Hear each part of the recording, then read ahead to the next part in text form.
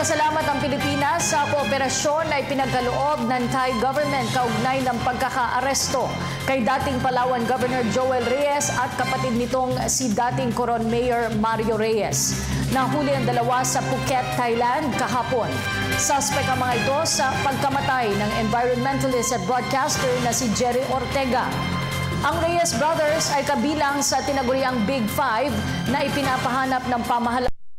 Kabilang dito ang nauna ng nadakip na sina dating AFP officer Jovito Palparan at businessman Delphine Lee.